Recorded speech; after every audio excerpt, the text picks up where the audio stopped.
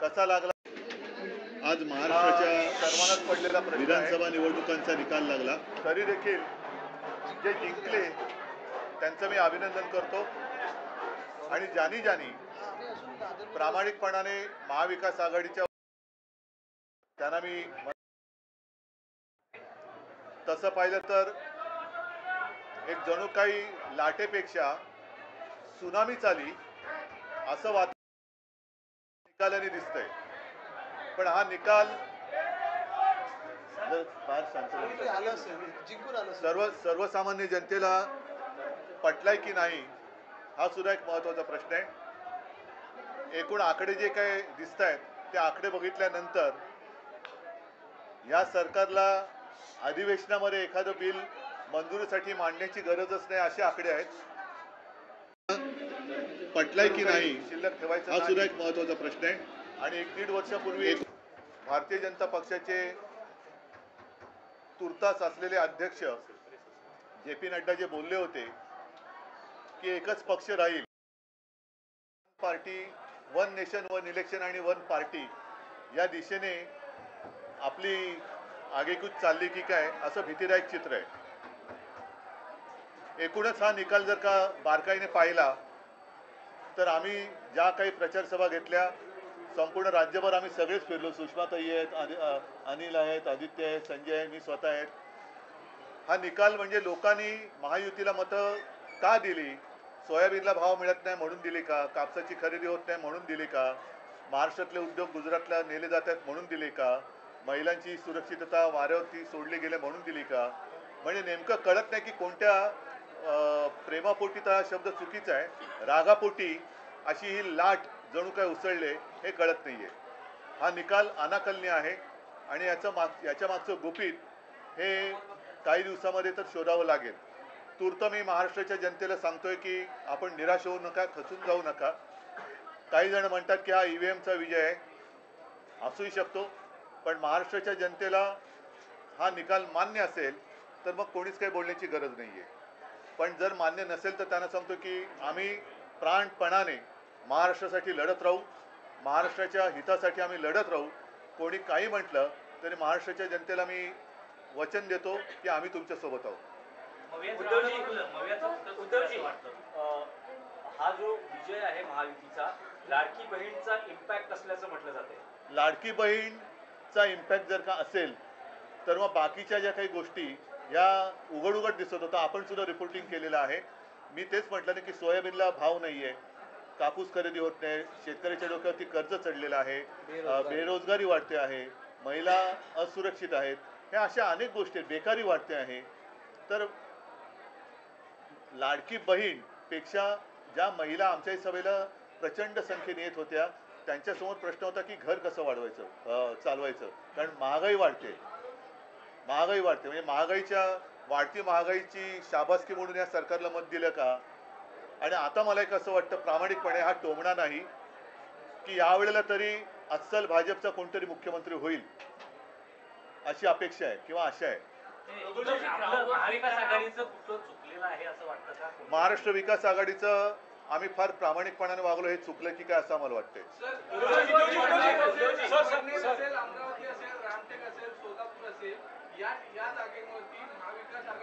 288 पैकी या मोजलेल्या जागा किती आहेत? 288 पैकी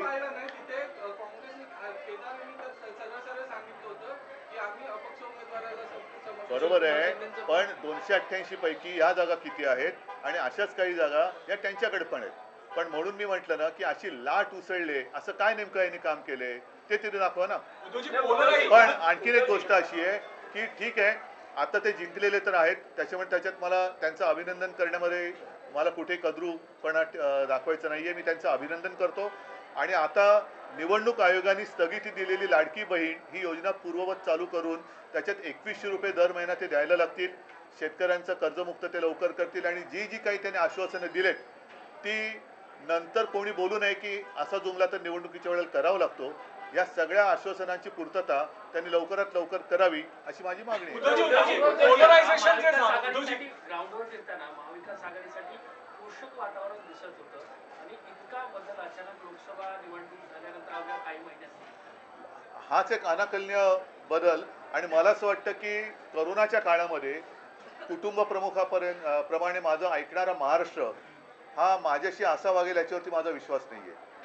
कारण मी जे जे सांगत आलो त्याच तळमळीने याही वेळेला मी महाराष्ट्राला मनापासून तळमळीने सांगितलं होतं. आणि असा हा माझा महाराष्ट्र हा असा वागेल याच्यावरती माझा विश्वास नाही आहे. नक्की काहीतरी गडबड आहे. पोलराइजेशन जो हुआ आखिरी के दिनों में, जो हिंदू मुस्लिम एक पोलराइजेशन दिखाई दिया, खुल के बात कर रहे थे बटेंगे तो कटेंगे, आपको लगता नहीं, है कि ये कुछ नहीं चला क्योंकि बेकारी तो कुछ चीज़ें ऐसी होती कि जो सेक्युलर होती है. जैसे बेकारी है, महंगाई है, वो सेक्युलर है. सभी को महंगाई की मार पड़ रही है, सभी को जो बेरोजगारी है वो सता रही है. तो ऐसे कुछ नहीं. उद्धवजी, एकनाथ शिंदे यांच्या शिवसेनेच्या जवळपास 55 जागा आलेल्या आहेत. त्यांचं असं म्हणणं आहे की या निकालातून बाळासाहेबांचे विचारांचे खरे पहिली वारसदार गोष्ट कोण अशी हे आहे, स्पष्ट झाले. पहिली गोष्ट आहे की इथेच पहिला मुद्दा असा आहे की 2.5 वर्ष होऊन सुद्धा न्यायालयातनं आम्हाला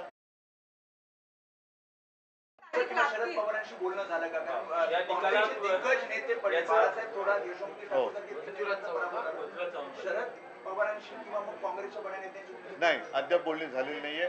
मी आता पहिल्या प्रथम आपल्याशी बोलतोय आणि आपल्या माध्यमातून मी जनतेशी बोलतोय.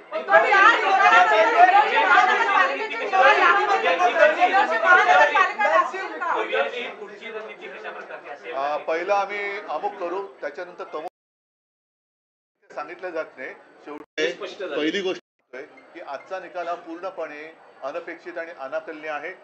तुम्ही स्वतः माझ्याशी वेळोवेळी बोलत होतात. तुमचं सुद्धा रिपोर्टिंग जे होतं ते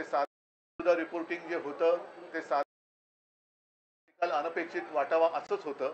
आणि राज्यभर शेतकऱ्यांमध्ये असंतोष आहे, महिलांमध्ये एक असुरक्षिततेची भावना आहे, बेकार आहेत ते सुद्धा असेच आहेत, महागाई वाढते. या सगळ्या गोष्टी लक्षात घेतल्यानंतर प्रत्यक्ष चित्र दिसत होतं. सभांना सुद्धा प्रचंड गर्दी होत होती आणि मला असं वाटतं की आमच्या सभांना प्रचंड गर्दी होत होती, लोक ऐकत होते. मोदीजींच्या सभेला अरे काय ऐकायचं, आम्ही ठरवलंच आहे तुम्हाला निवडून द्यायचं म्हणून खुर्च्या रिकाम्या होत्या. लोकांचं मत असो, मला असं वाटतं, मी बोलू का तुम्ही बोलताय?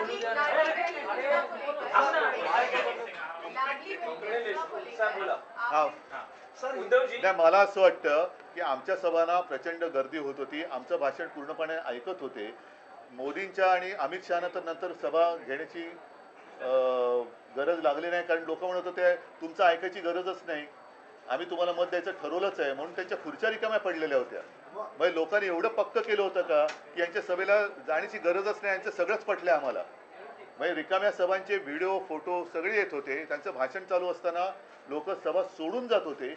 मग हे लोक अर्धवट भाषणं त्यांची ऐकून मतं ठरवत होती का? हा एक संशोधनाचा विषय.